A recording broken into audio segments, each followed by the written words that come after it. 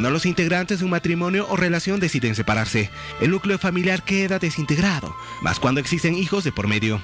Aquí es más complicado, puesto que por lo general tanto el padre o la madre logran rehacer sus vidas, dejando muchas de las veces en el abandono a sus hijos. Cuando ocurre esta clase de rupturas dentro de cualquier familia, generalmente son los hijos quienes más sufren por las consecuencias que producen los problemas entre pareja. Sin embargo, no debemos olvidar que en muchos de los casos, los problemas legales aparecen luego de un tiempo. Tanto el padre como la madre no llegan a un entendimiento por la tutela, educación, formación de los hijos, y esto generaría más problemas que llega muchas de las veces hasta los tribunales. El derroche de tiempo y dinero en esos problemas legales hace que cualquier separación se torne más dolorosa. En esta ocasión, cuando los hijos son más pequeños, pueden crear sentimientos de rencor y de separación, causando muchas de las veces la rebeldía. Por lo general, cuando son muy pequeños, la madre es quien tiene en la mayoría de los casos la tutela. Sin embargo, es bueno aclarar que eso no acontece en todos los casos, y es que si se verifica que el padre puede llegar a sustentar tanto económica y emocionalmente a sus hijos, se le transfiere la tutela.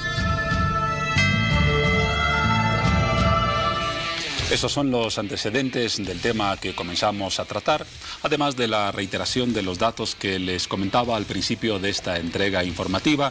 Un 46% de los hogares en el país tiene una familia completa, es decir, los dos cónyuges y uno o más hijos, mientras un 11% de los hogares está compuesto por familias o unidades familiares que tienen a uno solo de los cónyuges y a una o un hijo. Esa es la realidad estadística del país. Una realidad que, sin embargo, trasciende los números y tiene que ver con una situación emocional, con una situación afectiva y con otros aspectos vinculados al estado de los niños y, desde luego, de las familias, ya sean estas completas, fracturadas o incompletas. Por eso hemos puesto a este tema un título sugerente que ustedes ya lo veían y escuchaban, el de padres ausentes. Y de padres ausentes y de sus consecuencias vamos a hablar esta noche con dos expertas a quienes doy la más cordial bienvenida. Se trata en principio de la doctora Leslie Paz, abogada. Buenas noches, doctora. Buenas noches, Juan Pablo. Muchas gracias. Bienvenida a Hora 23. Gracias. Y de la licenciada Elizabeth Ordóñez, psicóloga clínica. También nuestro cordial saludo y bienvenida. Muchísimas gracias por la invitación. Desde el punto de vista legal, doctora, podemos comenzar a abordar este tema. ¿Cuál es el término más correcto para definir la situación de esos niños que no se encuentran en un hogar completo? ¿Se trata de niños abandonados o estamos presentando una figura que merece un ajuste? Realmente estamos presentando una figura que merece un ajuste. O sea, jurídicamente no existe, pero, o sea, psicológicamente, dentro del Código Niño, Niña y Adolescente se ha establecido como un hecho de violencia el abandono. Obviamente, imagínate tú, o sea, todos pensamos que una persona tan frágil, tan pequeña, es una persona en formación, un niño. Los niños no nos escogen como padres. O sea, nosotros decidimos tenerlos a ellos en la vida y ellos se ajustan a la convivencia de su familia. De pronto sufren una situación de abandono. Y abandono reñido por no cumplir las asistencias familiares o porque los padres prefieren no verlos casado con el tema de la asistencia familiar. Y lamentablemente todo en la vida vuelve. O sea, puedes volver a conseguir un trabajo, puedes volverte a casar, pero lo que no vuelve es el tiempo. ¿El abandono se considera cuando el niño no está acompañado de los dos padres o de uno solo de ellos? De cualquiera de ellos. En cualquier caso. De cualquiera de ellos. Imagínate tú, o sea, es un tema de violencia psicológica. Si tú lo que pretendes, ¿no es cierto?, dentro del Código de Violencia Intrafamiliar es dar estabilidad a un menor, darle seguridad, y también dentro del Código Niño, Niña y Adolescente, y estás haciendo que la principal carencia sea tu propia obligación, estás violentando la formación de un niño. Porque obviamente ese niño no solamente va a vivir contigo, ese niño va al colegio, puede comparar su vida con la de otros, y obviamente el sentir afecto, el sentir el amor, la protección, y todo por algo la ley te dice, tú como padre tienes la obligación de proteger a tu hijo, tú como padre tienes la obligación de educar a tu hijo. O sea, ¿te imaginas todos los derechos que te da la la Constitución Política del Estado y el Código de las Familias, a ti como padre, y todos esos derechos que tiene el niño están siendo incumplidos porque no hay quien cubra ese rol. En ambos casos, cuando no está el padre o cuando no están ambos dos, ese niño es un niño abandonado. Está claro el concepto. Totalmente. Muy bien. Licenciada Ordóñez, ¿cuáles son los factores que generalmente influyen para que se dé el abandono, sea paterno, sea materno o de ambos? En muchos casos lo que lleva a esto es que las dos personas, los padres, están en una disputa muy grande y los niños se vuelven un daño colateral porque se enganchan tanto en pelear y en pelear que lo abandonan. Pero no solamente tiene que ver con eso, sino muchas veces están tan metidos en sus cosas, que es el celular, que es el negocio. Entonces físicamente están, pero no entablan la relación. E igual es de dañino y es un maltrato psicológico, ¿no? Porque ¿cuál es el problema? Que se ve a futuro. Las personas aprendemos a ser pareja y padres en un 90% de nuestros padres. Entonces, posiblemente son cosas que las vayan a replicar con sus hijos. Entonces, cuando hacen esto, estamos pues arruinando generaciones. Claro, Ese vidas, es el problema. Doctora, ¿actualmente existen más familias monoparentales? ¿A qué se debe esto en caso de que la respuesta fuese afirmativa? No, evidentemente existen más familias monoparentales. O sea, ya no sé cómo podríamos ni siquiera leerlo esto. Lamentablemente, o sea, las mujeres, en su mayoría, hemos asumido el rol de ser cabeza de familia. O sea, no te puedo decir que cumplimos el rol de padre y madre porque ese rol jamás lo vas a cumplir. O sea, la figura paterna es la figura paterna y la figura materna es la figura materna, ¿no es cierto? Pero las mujeres encabezamos la mayoría del país a cargo de nuestros hijos, ¿no?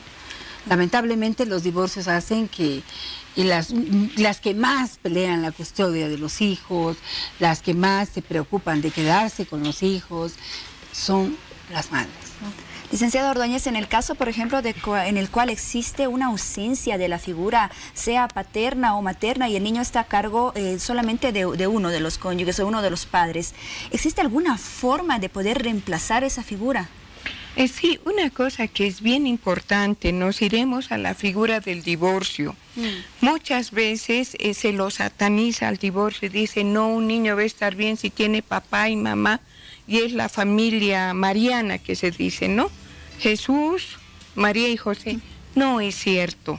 ¿Por qué? Porque muchas veces el hogar, cuando tienen dos papás que pelean mucho, es en muchos casos más dañino.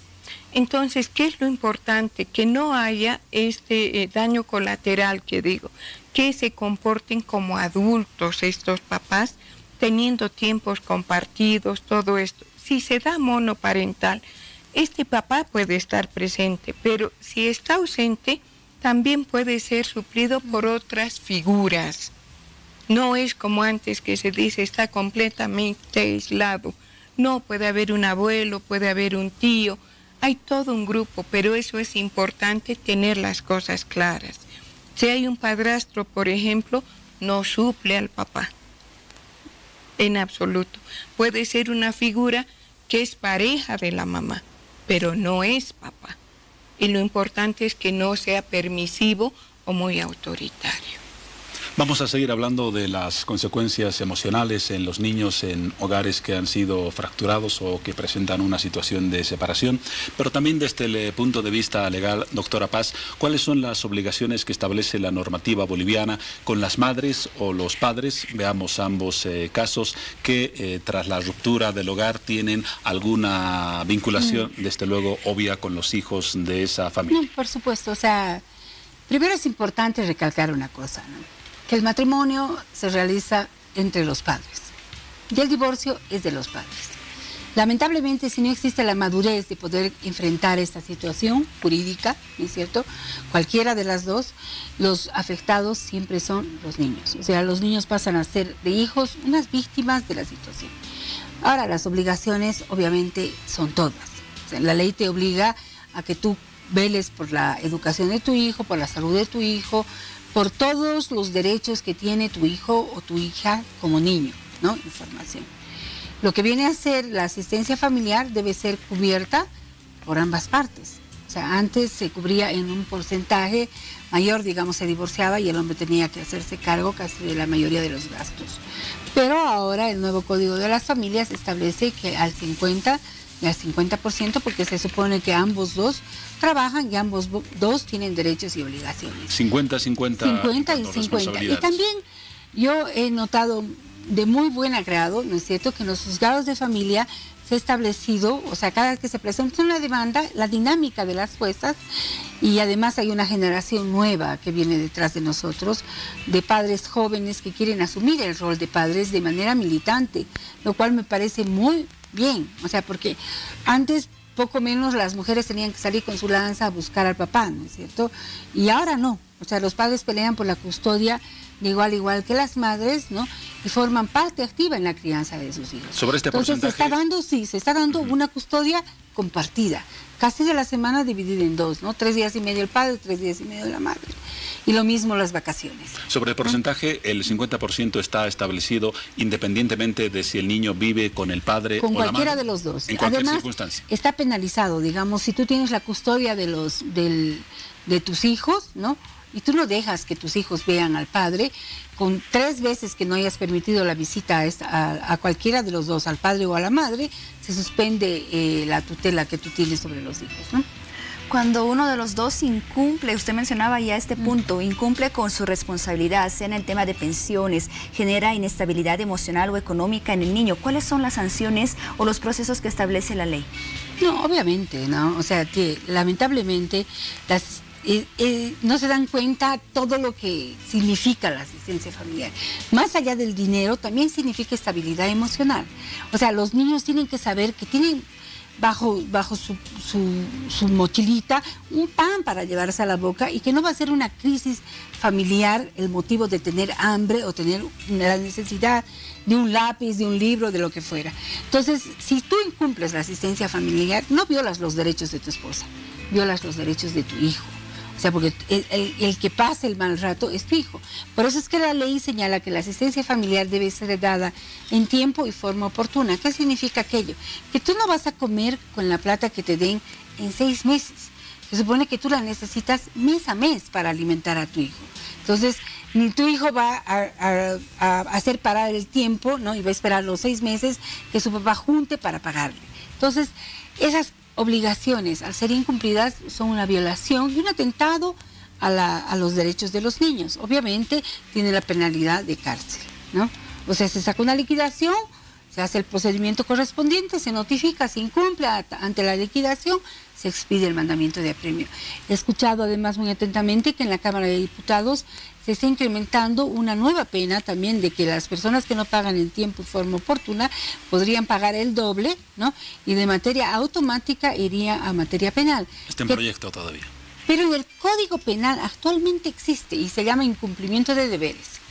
Aproximadamente cuánto tiempo, cuántos meses, por ejemplo, un padre o una madre puede incumplir con sus obligaciones para que ya se proceda a esa sanción penal que usted mencionaba. O sea, tiene que ser más de un mes, obviamente, para que exista una liquidación correspondiente. ¿Existe un plazo máximo, un tiempo máximo? Lo que pasa es que, de un mes no se considera atraso, ¿no es cierto? Pero ya si son 2 meses, ya la sumatoria hace que son 2 meses de incumplimiento de asistencia, ¿no? Y obviamente antes incluso había interés penal, ¿no? Ahora en el nuevo Código de las Familias ya no existe, pero si tú no pagabas a tiempo, o sea, era como que seguía incrementándose de manera automática la asistencia, ¿no? Tenía una penalidad. Licenciada Ordóñez, hace un momento usted mencionaba que un padrastro, por ejemplo, no puede suplir a un padre. Hay una frase que dice, padre o madre no es quien va a procrear, sino quien cría al hijo, quien está presente en cada momento de su vida.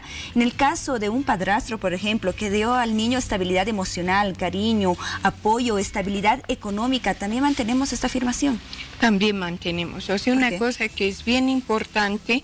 No estamos diciendo que por el hecho de haber engendrado se va a llevar todas las flores, pero tampoco se puede negar a un niño su identidad, ¿no? Entonces lo importante es que este niño sepa que tiene un padre, no importa. ¿Qué son cosas importantes?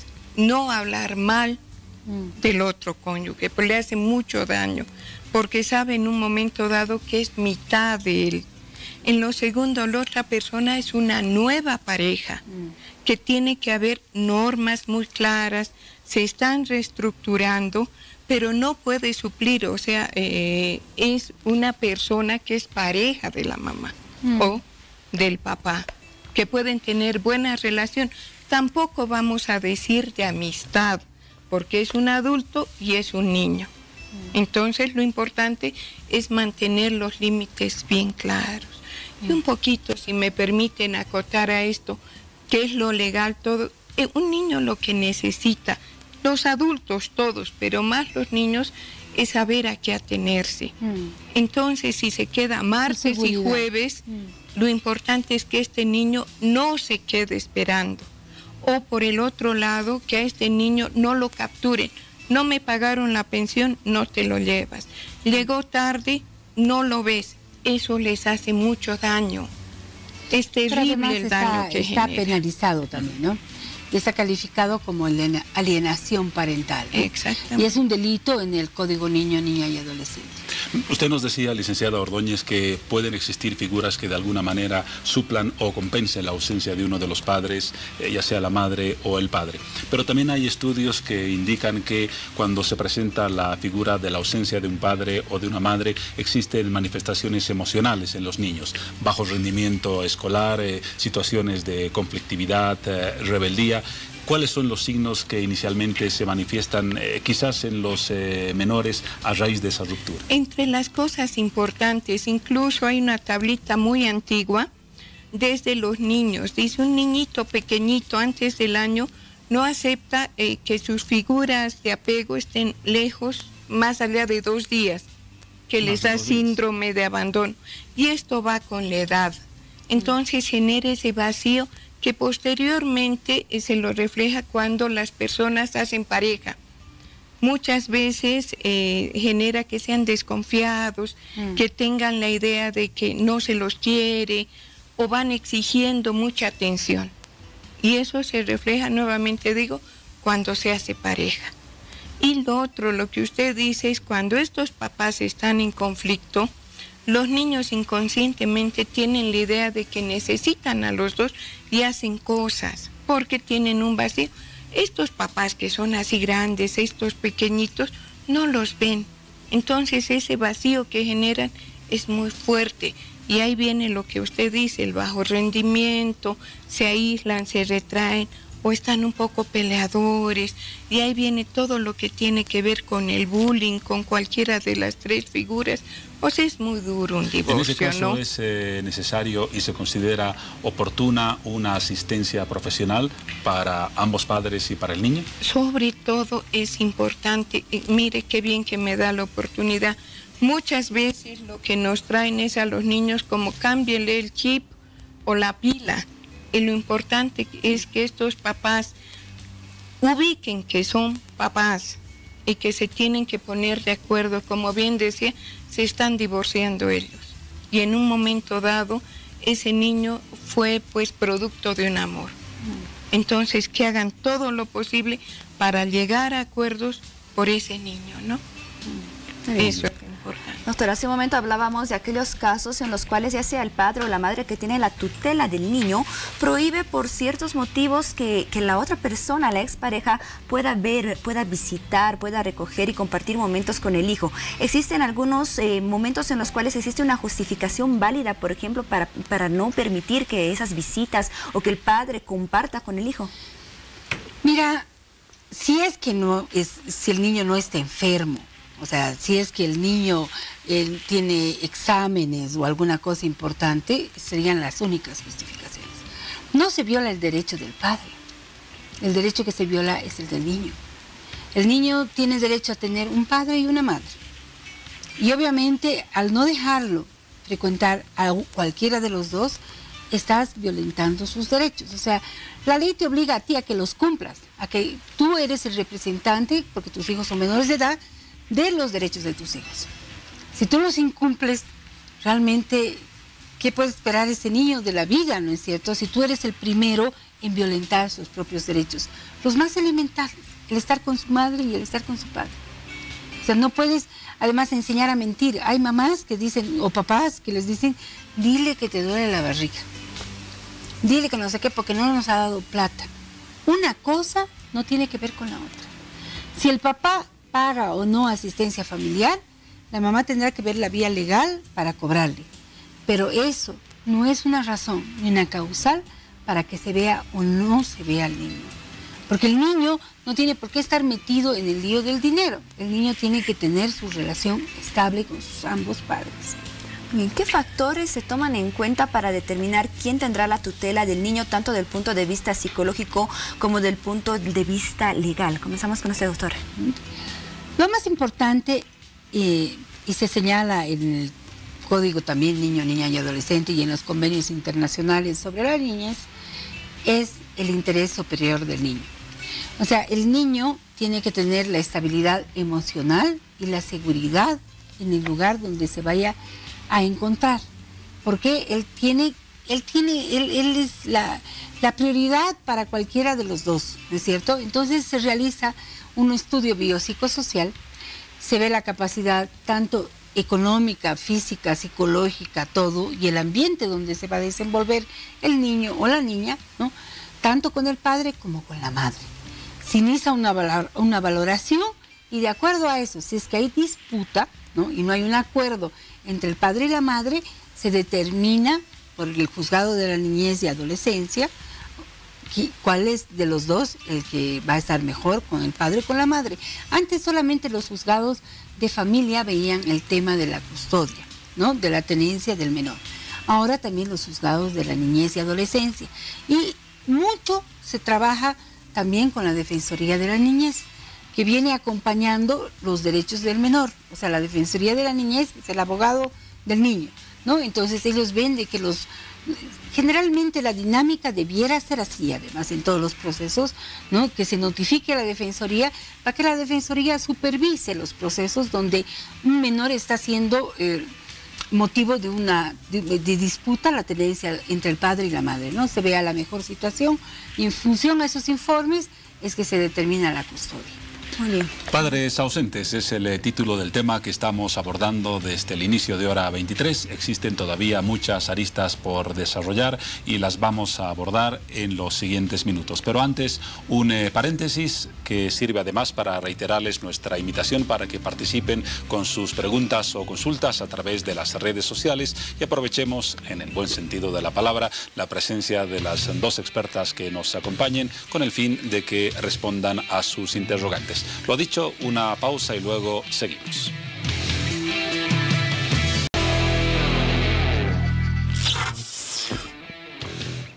Bien, retornamos en Hora 23 y en este bloque continuamos abordando el tema de padres ausentes. Le presentamos la historia de Noelia, una persona que por muchos años tuvo que soportar el abandono de su madre. Y mi mamá sí, lamentablemente ha estado ausente en todo el lapso de nuestras vidas. Bueno, en mi caso desde mis 10 años y mis hermanos un poco más pequeños. Noelia es una joven que a su corta edad fue abandonada por su madre cuando solo era una niña. Su padre se hizo cargo a partir de ese momento de ella y de sus hermanos. Ahora, luego de tanto tiempo, recuerda aquellos años de ausencia de una figura materna. Por problemas, me imagino, de pareja, ellos se han divorciado cuando yo tenía 10 años, mi hermano 7 y mi hermana 3 años. Y bueno, gracias al cuidado de mi papá nos hemos quedado con él. A la vez también hemos tenido el apoyo de mis abuelitos, ¿no? En este caso, y si bien mi papá siempre ha estado con nosotros, él se ha dedicado mucho a lo que es el trabajo y darnos todos los beneficios, las oportunidades, tranquilos, ¿no? Tranquilos, no hubo problemas legales, no hubo problemas de peleas entre padres. Noelia, a toda cauta, dice tener buena relación con esa persona que le dio la vida y que a veces conversan cuando hay tiempo. Ya son 23 años sin mi mamá, pero bueno, yo el día de hoy, digamos, tengo una buena relación con ella, no la veo, sí hablamos por teléfono en ocasiones y bueno, como mi papá dice, son cosas que solo Dios puede juzgar y no tenemos por qué hacerlo nosotros y menos los hijos, son cosas que han pasado en pareja. Con el pasar de los años, tanto papá y mamá rehicieron sus vidas. Ambos tuvieron hijos con sus nuevas parejas. Ella asegura estar feliz por sus nuevos hermanos. Su esposo tiene 2 hijos. Igual mi papá ha vuelto a rehacer su familia. Tengo 2 hermanitos también. Y bueno, siempre hemos tenido una buena relación con todos. No tengo ningún rencor.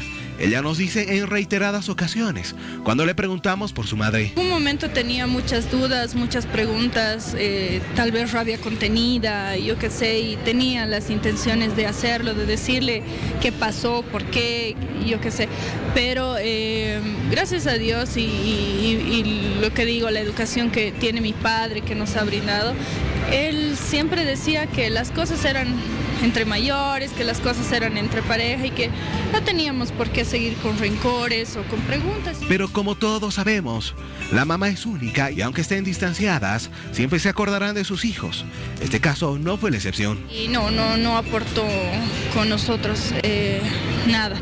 Económicamente siempre mi papá nos ha dado todo, nos hizo estudiar, los 3 ya somos profesionales y él se hizo cargo de todo lo económico.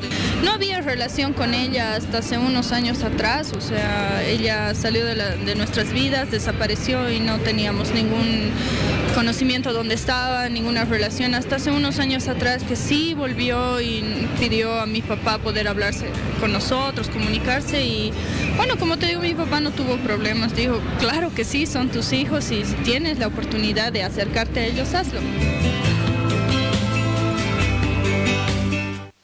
El caso de Noelia, que nos sirve para formular una consulta a la licenciada Ordóñez, se dice que la ausencia de una figura paterna influye principalmente en los varones.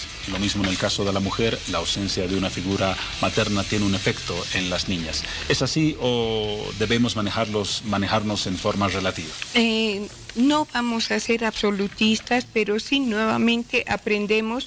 Primero somos muy pegaditos al género opuesto. Y después cuando crecemos hasta los 7, 8 años empezamos a identificarnos con las personas de nuestro género. Por eso es que los papás van con sus hijitos al fútbol y las hijitas con la mamá. Entonces es nomás un desfase, que aquí en este caso lo han cubierto los abuelitos, pero no es lo mismo, la distancia generacional es muy grande. Y quisiera decir, hemos tenido aquí unas generaciones muy duras, ¿por qué? No por divorcio, sino por mucha gente que ha ido a trabajar al exterior. Entonces generalmente se han ido las mamás y se han quedado los hijos a cargo del papá o de los abuelos y mandaban mucho dinero, pero el dinero no es todo, de repente tenían mucho dinero que manejar sin orientación y muchas peleas y también da mucho maltrato dentro del hogar, ¿no? A propósito de las peleas, el término que usted menciona y el concepto, muchas veces los niños son utilizados como instrumentos de chantaje o como herramientas del conflicto entre la pareja. Casos en los que el niño, lo conversábamos en la pausa, es mandado por alguna de las partes a investigar al madre o a la padre, preguntas de la mamá respecto a con quién sale tu papá, qué hace el fin de semana, te deja solo, está con otra persona. ¿Cómo podemos enfocar este tema en un trato responsable con la emoción y con el estado anímico de un niño? Entre las cosas importantes, muchísimas gracias por la pregunta. ¿Qué es lo que pasa? Muchas veces a los niños se los manda de por favor, vos le pides a tu papá dinero o hazlo gastar, que se ha ido, o sea, lo utilizamos como castigo. Como bien decía la doctora, esto del dinero es entre adultos. Los niños tienen que ser otra relación. Y en psicología es lo que se llama la triangulación. Voy a explicarlo un poquito. Claro, los papás tienen este sistema y los niños, hijos, deberían tener un sistema un poquito abajo. Pero cuando yo utilizo a mi hijo de espía, lo subo de categoría. En la punta del triángulo. Exactamente. Y ahí lo tengo de espía. Y ahí viene un gran problema, porque primero estoy jugando con sus lealtades, ¿no? Una persona que le dice espía al otro. Y conflictuándolo además. Y el otro o la otra que puede decir, por favor, no le cuentes. Entonces este niño o esta niña, ¿qué hace? Está partida. No sabe a qué hacer porque siente que en el momento que está bien con un lado, está fallando al otro. Y ahí es donde muchas veces se meten en sí mismas. Seguro. Entonces, por favor, pidamos a los papás que eso no lo hagan. Nuevamente, ese hijo en un momento dado fue obra del amor. En el caso de aquellos padres que durante el embarazo posterior a ello no reconocen a los hijos, por ejemplo, doctora, y después de muchos años, sea por remordimiento, por arrepentimiento u otro motivo, deciden reclamar derechos sobre sus hijos. ¿Es posible? ¿Tiene eso alguna base legal para que esos padres puedan reclamar algún derecho? Lo que pasa es que de alguna u otra manera, si no los han inscrito con el apellido del padre, ¿no?, los padres pueden solicitar que se haga un examen de paternidad. O sea, hacer una demanda de paternidad y probar que son los padres, ¿no? Y tratar de ejercer su derecho de padres. O sea, la paternidad y la maternidad lamentablemente no tiene fecha de vencimiento. O sea, en cualquier momento tú sigues siendo el padre. O sea, nosotros somos viejos y seguimos teniendo hijos grandes y seguimos siendo sus padres. O sea, una cosa es ser padres presentes y otra cosa es ser padres ausentes. Pero el poder retomar la paternidad nunca es tarde. Nunca es tarde para hacerlo, ¿no? A veces uno es muy joven, es muy inmaduro, y dice, yo no voy a reconocer a ese niño, ¿no? Y el niño queda así colgado, ¿no? A veces solamente es registrado por la madre, y ahora la ley prevé que también puede llevar tu apellido o el de la madre, ¿no? El del padre o el de la madre. Y si el padre quiere tener una relación activa, puede reclamar el derecho a paternidad, se hace el examen de ADN, ¿no es cierto? Y se prueba que él es el padre y obviamente se hace un acercamiento acompañado de una valoración psicológica. No es que mañana te tocan el timbre como la cigüeña y te dice, ¿aló? Soy el papá. O sea, no. Eso violenta a un niño. O sea, eso, en vez de hacerle un favor, de reencontrarlo y de restituirle los derechos que tú mismo le has quitado como padre, ¿no?, lo violenta al niño, o sea, lo confunde más, ¿no? ¿Para qué ocurre, por ejemplo, en el caso de que este niño ya fue reconocido por otra persona, por la pareja actual de la madre, por ejemplo? ¿Qué problemas legales podría generar? Mira, yo justamente tengo un caso terrible, pero no es así tan terrible en que, ¿no? Pero lo que pasa es que las madres, o sea, las mujeres o los padres, ¿no?, no pueden estar dando apellidos que les dé la gana a los hijos. O sea, el principal derecho constitucional es el derecho a la identidad. O sea, nos guste o no nos guste, ese niño tiene un papá, ¿no? Por algo hay un proceso legal que se llama la suspensión de autoridad paterna, para lo cual tú tienes que demostrar que ese señor, ¿no?, que no ha ejercido su derecho a padre, que ha sido un padre ausente, que probablemente incluso lo demandes y el tipo no conteste nunca, puede suspenderse la autoridad paterna y en consecuencia, ¿no?, primero se suspende por un año y luego de manera definitiva. O sea, es un proceso todavía que la ley va yendo progresivamente y hasta que determina suspenderte de manera definitiva, ¿no? Licenciado Ordóñez, cuando se quiebra una unidad familiar y se arma una nueva familia, los niños suelen estar conflictuados con la nueva pareja del papá o de la mamá. Pero quizás son más críticos los casos de los adolescentes, que son más rebeldes, que tienen una personalidad más formada y que pueden manifestar de forma más directa su descontento, si lo podemos llamar así. ¿Qué recomienda usted a las familias en las que un adolescente es rebelde y reacio a aceptar la nueva figura, ya sea la esposa nueva o el esposo nuevo? Entre las cosas que son importantes, así como que el papá aparezca de la nada, es muy duro. Cuando se va a hacer una nueva familia, primero las personas que se están divorciando hagan un duelo. Por supuesto. Que cierren la relación y después, cuando estén preparados, recién comiencen con otra, porque no es cierto que un clavo saca otro clavo, ¿no? Entonces ahí es lo que tenemos, primero que esta familia que se ha quebrado se fortifique, al igual que el otro lado. Y después que sea la inserción poco a poco. ¿Cómo? Son dos formas de crianza distintas. ¿Va a haber crisis? Sí, pero para eso lo importante es que haya límites claros. Las reglas para ambos, pero ni muy rígidas ni muy permisivas. Que lleguen estos papás a acuerdos. Pero ¿qué decirle al adolescente que no quiere ver a la nueva compañera de su papá o no quiere ver al nuevo compañero de su mamá? Ahí tenemos que hablar con la mamá primero, cómo es la relación con el adolescente. Nuevamente quizás este adolescente está triangulado porque todavía está con la misión de querer juntarlos. Entonces, cada caso es único, ¿sí? Le dice, si sale con alguien, vos haz berrinche, pórtate mal. Entonces, ahí es importante que estos papás sean unos adultos responsables. Adultos responsables. Maduros, ¿no? Y maduros.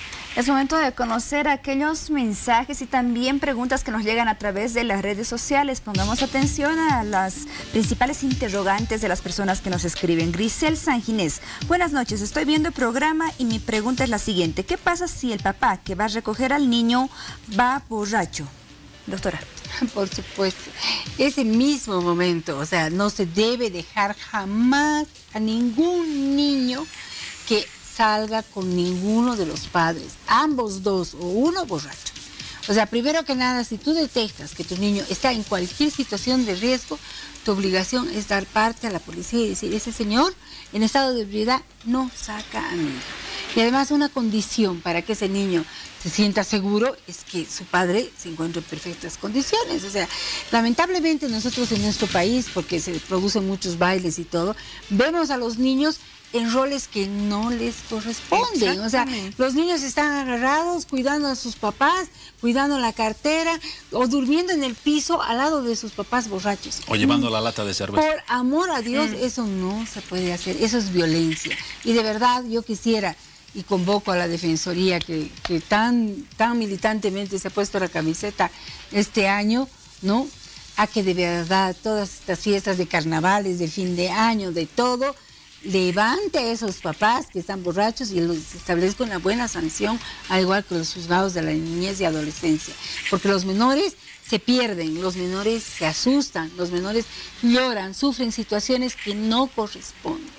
Me parece que su respuesta está relacionada también con la siguiente consulta que llega de Maricruz. Ella nos dice, hay casos más terribles en los cuales está presente el alcoholismo y no hay seguridad de que un niño que vive con la madre vaya de visita con esa persona. ¿Qué se hace en esos casos? Estamos con la respuesta. No, totalmente prohibido, o sea, totalmente prohibido. Yo quisiera incrementar un poquito. Muchas veces la mamá tiene que salir y empieza a llamar, ¿no? Por favor, ven a recoger y se da cuenta que este ex esposo está mareado y sigue insistiendo.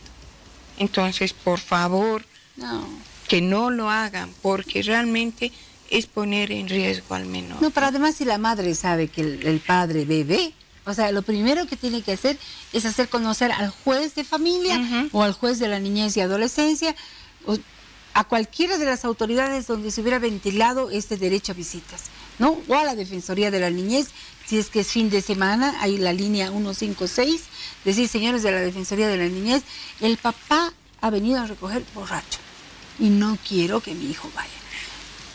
Obviamente tiene que haber una representación, un acta para hacer conocer posteriormente al juez de familia o al juez de la niñez y adolescencia y se ejerzan y se ejecuten las medidas de protección a favor de ese menor.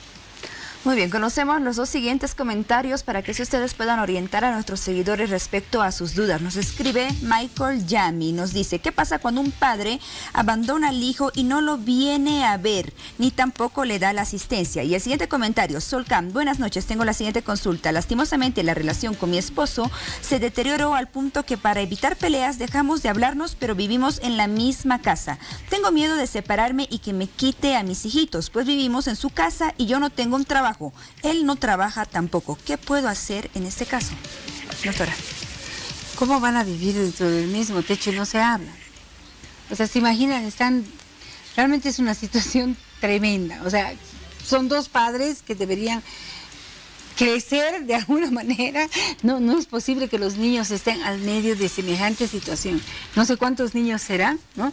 Pero, o sea, no me parece ni siquiera un hogar apto. En estos casos, la Defensoría de la Niñez actúa y les quita a los niños a los dos, te digo de verdad, porque ambos dos tienen que, cualquiera de los dos, primero salir a trabajar, segundo, tener la madurez absoluta de vivir bajo el mismo techo y tener una relación cordial. Esos niños no tienen por qué vivir los desacuerdos que tengan los adultos. O sea, no corresponde.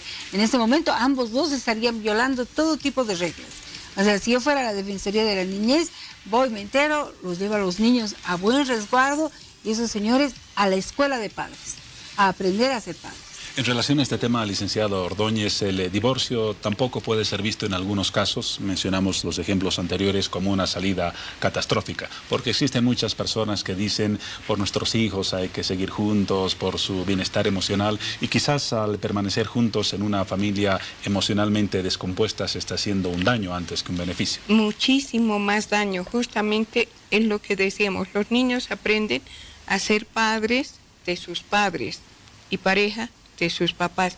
Estos señores que no se hablan, que los ignoran, no se hablan entre ellos, o sea, es un daño psicológico muy fuerte y es lo que decíamos, un divorcio bien llevado es mucho más saludable que vivir en una situación de daño físico, de daño psicológico, de daño económico, donde los niños 24 horas tienen que estar alertas, escaparse de los golpes o vivir en continuo maltrato. Y después dicen, yo me quedé con tu padre por ustedes.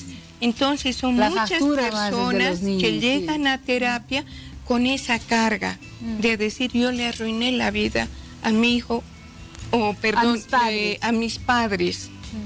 Porque si yo no existiera, ellos hubieran sido felices.